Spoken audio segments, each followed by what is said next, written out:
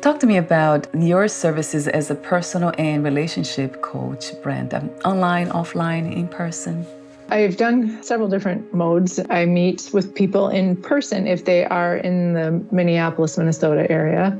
I've done many Skype, Zoom video calls with people all over the world. And then I've also done a lot of just traditional phone calls with clients. I would say most of my coaching is done one-on-one with someone, but I've also worked quite often with couples through relationship coaching. All of it's very rewarding, and I've learned many things just through the process of coaching, but I love helping others. I love helping them become more whole or feel more whole, maybe, become aware of their wholeness, help with confidence, self-esteem for the individual. And then I would say the majority of my time is spent working with people and their relationships and making those as secure and fulfilling as possible, helping people deal with conflict, helping them deal with growth. Often one partner's in a different growth tangent than the other one, and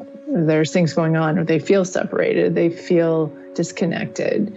And I help them each feel more secure so that they are very open and willing to be vulnerable and have that intimacy and connection that they want. I specialize in working with people who are highly sensitive and their partners or family member or whatever. And honestly, quite often it's the more extroverted or the partner who's feeling a little more confident who will contact me. And then I work helping them understand their partner a little better, and the more sensitive partner. I love it. It's a fascinating, almost like a puzzle that I never get tired of doing, but it's very rewarding, especially when I see things working and people connecting and feeling more confident, more themselves, comfortable in their skin and in their relationship. Yeah, I can imagine. It's almost like this gift that is mutual, right? It's a giving and receiving, which is the way I define love. I am always kind of honored that people will share with me their struggles or, where they're having a hard time, and then being able to have the opportunity to help them work through those. That's pretty cool.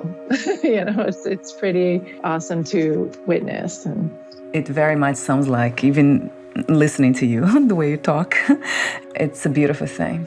I like it. I enjoy it. And I'm thankful that I have technology and things so that I can connect with people anywhere, all over the world. And that's great. True. It helps a lot. Yeah. Talk to me for a moment about practice 6, calming each other's nervous systems, principles of responsiveness.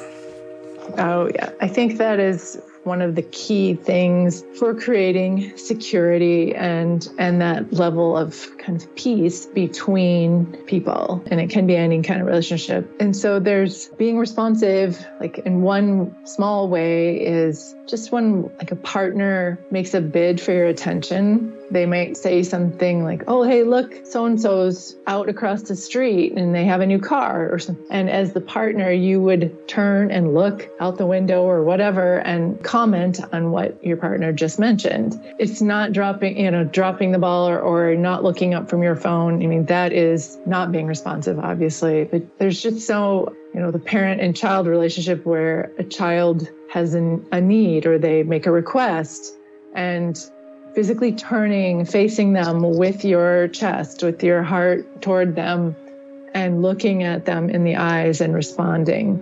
That kind of responsiveness, which is better and more effective if it's in person, is very calming to someone else's nervous system. Feeling like someone is looking at you, taking the time to truly listen and hear what you said and respond in a way that shows they have an understanding of what your message was. It's an amazing gift. Like I said, it really goes a long way to make someone calm down. That heart rate slows, the blood pressure goes down. There's even touch can help with that too. And that's why I say being in person is kind of the best way to be responsive. We can use FaceTime and texting and things, and those are all ways to respond. They're just not quite as peaceful or calming as someone being in person, and looking at each other's facial expressions, noticing even clearer someone's tone of voice and those kind of things. Those are other signs of responsiveness that really are richer in person.